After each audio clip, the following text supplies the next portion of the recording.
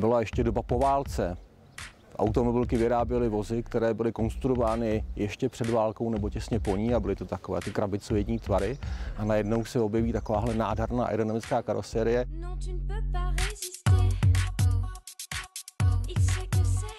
V roce 1955 DSK představená na pařížském autosalonu zapůsobila jako opravdové zjevení.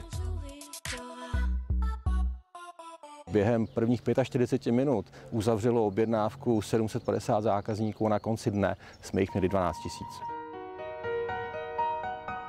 Není mnoho automobilů, které by se mohly pěšnit tím, že se staly legendou. Dalo by se říct, že v jeho křivkách i pod jeho kapotou se potkaly nápady dvou geniálních mozků. Designéra Flaminia Bertoniho, který byl původně sochař, a automobilového konstruktéra André Lefevra, který zase původně navrhoval letadla.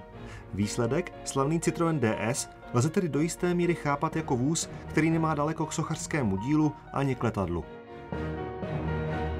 Já jsem tehdy sebral všechny peníze, které jsem měl, vybral jsem stavební spoření, zmizel jsem, jel jsem do Švýcarska, koupil jsem ho a dojel jsem zpátky a určitě si dokážete představit tu radost mé maminky, když mě viděla, jak jsem přijížděl s tím autem a kompletně bez peněz. Davidu Hubáčkovi už od dětství přezdívali Francouz.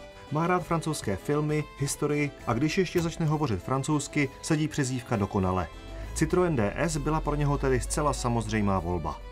To bylo revoluční auto z pohledu techniky, tak designu a proto vlastně i hrálo v těch filmech a proto vlastně se mi líbilo a proto mi zaujalo a to je ten důvod. Filmová kariéra Citroënu DS, mimochodem tato zkratka zní ve francouzštině La DS, což znamená bohyně, byla opravdu nadpozemská. Auto, které se vyrábělo 20 let, hrálo v desítkách filmů, samozřejmě hlavně v těch francouzských.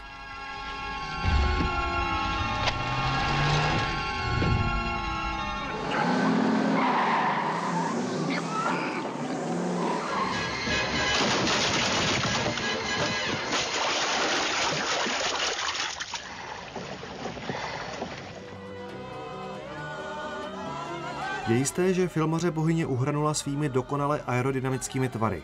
Vůz má dokonce různý rozchod kol vpředu a vzadu. S panem Hubáčkem se teď ale podíváme, co ukrývá pod kapotou. V 50. letech to byl průkopnický náhon předních kol, dále motor umístěný nad přední nápravou, natáčení světlometů a hlavně legendární hydropneumatické pérování. To má celkem 5 poloh.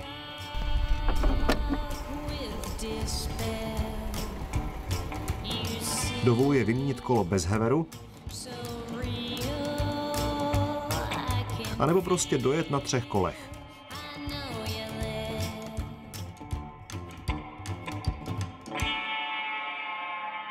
Na té cestě to prostě, sice to vypadá, že to plave, ale není to tak v realitě, je to velmi pohodlné, cítíte se jako v obyváku. Možná proto auto miloval i 195 cm vysoký generál de Gaulle. A měl k tomu i další důvod. Přežil v něm totiž hned 2 z celé řady pokusů o atentát.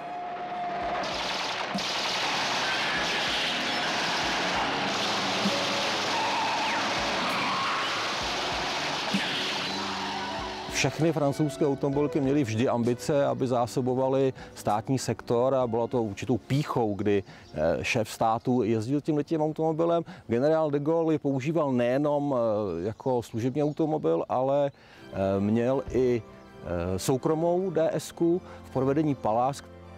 I když se Citroën DS přestal vyrábět už v roce 1975, jeho avantgardní duch zůstal francouzským designérům v paměti. A zdá se, že k 60. výročí si dali záležet, aby ho v novém výročním DSku probudili k životu. Samozřejmě technika se změnila od té doby, hydrauliku nepoužíváme u nových generací DSek, ale ta inspirace DSkou tam tu určitě nalezneme. Fakt, že za volantem nového DSa se člověk cítí jako ve stíhačce, by určitě bylo lákadlem pro slavného milovníka starého DSa Jurije Gagarina. Zvláštní modrý lak by pak jistě ocenil další hrdý majitel, malíř Marc Chagall. No a v zadních sedačkách by se jistě vedle sebe výjímali nadšení DSáci Brigitte Bardot a papež Jan 23. Nesmíme ale zapomínat na u nás zřejmě vůbec nejslavnějšího filmového majitele Citroënu DS, na Fantomase. Tak já mám asi nejraději tu variantu s Fantomasem, kdy Fantomas prchá, jede po vzletové dráze a zde hezky se vynoří ta krásná bílá křídla, vzadu raketový motor a auto odlétá. S panem Hubáčkem jsme se rozhodli, že jeho bohyni dáme k jubileu malý dárek. Posadíme do ní dva zřejmě nejslavnější majitele ke společné projížďce. Bohužel letiště, na kterém natáčíme, má příliš krátkou runway, a tak jsme raději ani nevytahovali křídla.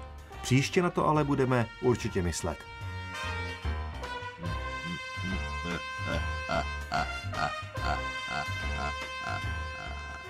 Thank you.